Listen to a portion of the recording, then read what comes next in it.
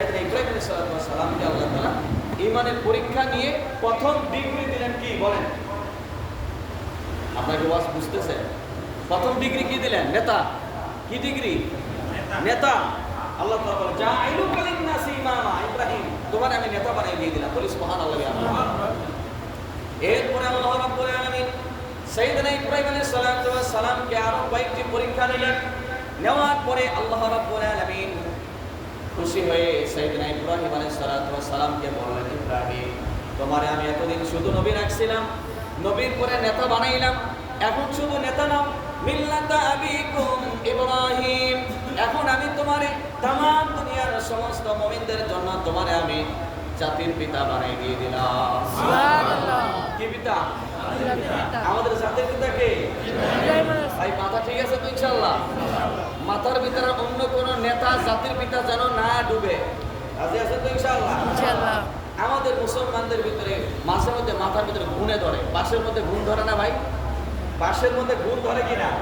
যখন বাঁশের মধ্যে ঘুনে ধরে, এই বাঁশের টেম্পারেচার কি থাকে? আস্তে আস্তে বাঁশ দুর্বল হয়ে যায়।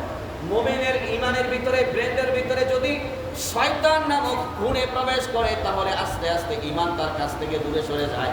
এই জন্য মুমিনদের একমাত্র জাতির পিতা হবে ইব্রাহিম আলাইহিস সালাম। এছাড়া অন্য কোন মানুষ কোনদিন মানুষের জাতির পিতা হতে পারে না। এটা অন্য জাতিদের হতে পারে, ইহুদিদের হতে পারে, খ্রিস্টানদের হতে পারে, নাসারাদের হতে পারে, আরো যত ধর্ম আছে তাদের হতে পারে। কিন্তু আল্লাহ তাআলা সরাসরি আমাদেরকে সার্টিফাইড করলেন, তোমাদের একমাত্র জাতির পিতা ইব্রাহিম, এছাড়া অন্য কেউ নয়। বলি সুবহানাল্লাহ। ইব্রাহিম আলাইহিস সালাম তিনি আমাদের নাম রাখলেন মুসলমান। কি নাম?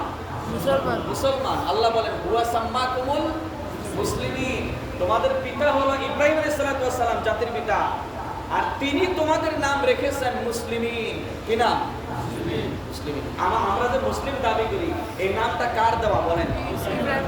ইব্রাহিম আলাইহিস সালামের দেওয়া। কার দেওয়া? ইব্রাহিম। বাপে যে নামটা রাখে এই নামটাই হলো আসল নাম। ঠিক কিনা বলেন? এই নামটা কি আসল নাম? আমাদের যতই দুনিয়াবি নাম হোক না কেন, আমাদের আসল নাম কি বলেন? মুসলমান। মুসলমান। মুসলিম। আমাদের আসল নাম কি? মুসলিম। মুসলিম। আল্লাহ তাআলা বলেন ইব্রাহিম তোমার সন্তানদের নাম মুসলমান রাখার আগে তুমি নিজে আগে মুসলমান হও। আল্লাহ তাআলা বলেন ইয ক্বালা লাহু রাব্বুহু আসলিম, ইব্রাহিম তুমি আগে মুসলমান হও। ইব্রাহিমকে আল্লাহ বলেন তুমি আগে মুসলমান হও। সন্তানের নাম মুসলমান রাখলা, আগে তুমি নিজে মুসলমান হও। আল্লাহ তাআলা যখন সাইয়েদনা ইব্রাহিম আলাইহিস সালামকে বললেন ইব্রাহিম ইয ক্বালা লাহু রাব্বুহু আসলিম, ইব্রাহিম তুমি আগে মুসলমান হও, ইব্রাহিম আলাইহিস সালাম একটু দেরি করলেন না, সঙ্গে সঙ্গে তিনি বলে দিলেন ক্বালা আসলামতু লিরাব্বিল আলামিন, আল্লাহ আমি এখনই মুসলমান হয়ে গেলাম। সুবহানাল্লাহ। এখনই মুসলমান হয়ে গেলাম, একটু আমি আর দেরি করলাম না। কিন্তু আমাদের ভিতরে আছে সবার কথা বলেন, আমাদের মধ্যে আছে।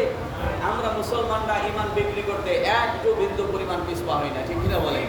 ঈমান বিক্রি করার জন্য যদি প্রয়োজনে অনেক জায়গায় তো এরকম প্রমাণ পাওয়া যাচ্ছে, নিজের ঘরের বউকে পর্যন্ত বিক্রি করে দিচ্ছে। অনেক জায়গায় পত্রিকা আসতেছে নিজের ঘর